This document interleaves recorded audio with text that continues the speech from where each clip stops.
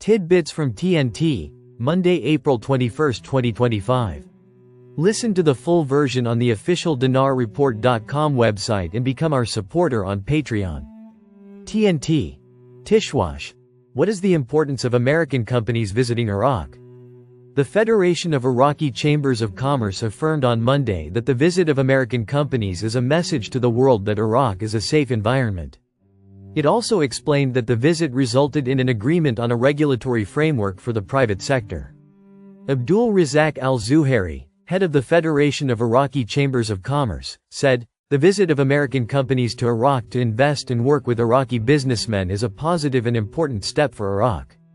He explained that, "Iraq is a fertile environment, and the visit of American companies to Iraq is a positive message to all countries of the world that Iraq is a safe environment." He added, "American companies have signed numerous agreements with the Iraqi private sector in the fields of electric power and renewable energy. The most important memorandum is the signing of a regulatory framework between the Iraqi and American private sectors by the American Chamber of Commerce and the Iraqi Chamber of Commerce." He pointed out that, a number of American companies have signed agreements with the private sector, most notably the global company Google, which is seeking to enter Iraq.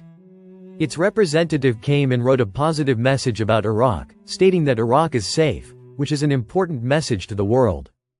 Tishwash.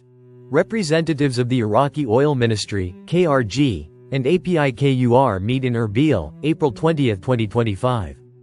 A trilateral meeting was convened in Erbil on Sunday among representatives of the Iraqi Ministry of Oil, Kurdistan Regional Government, KRG, and the Association of the Petroleum Industry of Kurdistan, APIKUR, to address critical issues concerning the Kurdistan region's oil sector, with a primary focus on resuming oil exports.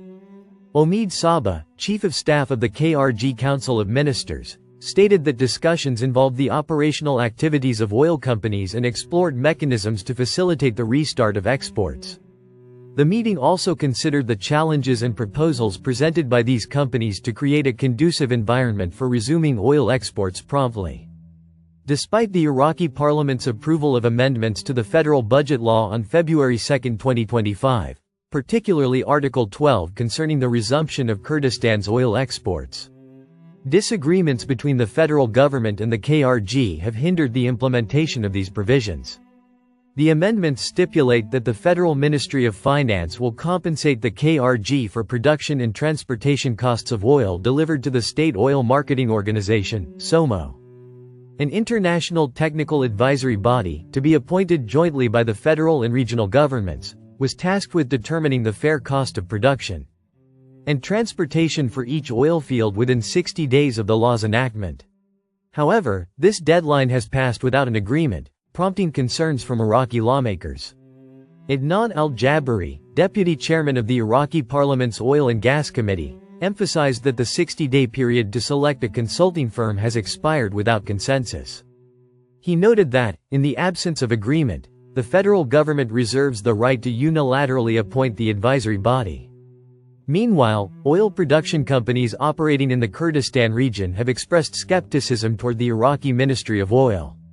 These companies demand the settlement of outstanding payments for past production, advance payments, and future guarantees as prerequisites for resuming export operations. The halt in oil exports since March 2023, following a ruling by the International Chamber of Commerce in Paris, has significantly impacted the Kurdistan region's economy, leading to delays in public sector salaries and reductions in essential services. Baghdad is under increasing pressure to resolve these disputes to restore financial stability and economic growth across Iraq. As negotiations continue, the resumption of oil exports remains contingent upon resolving contractual disagreements, ensuring fair compensation for production and transportation costs, and rebuilding trust between the federal government and oil companies operating in the region. Tishwash. The central bank launches the virtual bank project. The Central Bank of Iraq announces its adoption of a project to launch a virtual bank in Iraqi universities. This is the first virtual bank to be established in an Iraqi university. The first phase will be held at Al-Muthana University, which hosted a comprehensive exhibition held on the sidelines of the second scientific conference, Artificial Intelligence and Labor Market Requirements. The conference was organized by the university's College of Administration and Economics. In cooperation with Mansoura University of Egypt, the Central Bank of Iraq, the Muthanna Chamber of Commerce, and the Muthanna Chamber of Industry. The exhibition included pavilions representing a group of banks and companies, as well as displays of fine art and heritage. The Virtual Bank project aims to provide students and graduates with practical experience in banking, preparing them to develop human resources capable of meeting the needs of financial institutions. It also aims to provide students with practical experience by simulating the work of financial institutions and adopting international best practices. It also aims to encourage financial institutions operating in Iraq to access and expand financial services to all geographical regions of Iraq, with the aim of strengthening financial inclusion plans. Central Bank of Iraq, Media Office, April 20, 2025. Listen to the full version on the official dinarreport.com website and become our supporter on Patreon. Source: dinarrecaps.com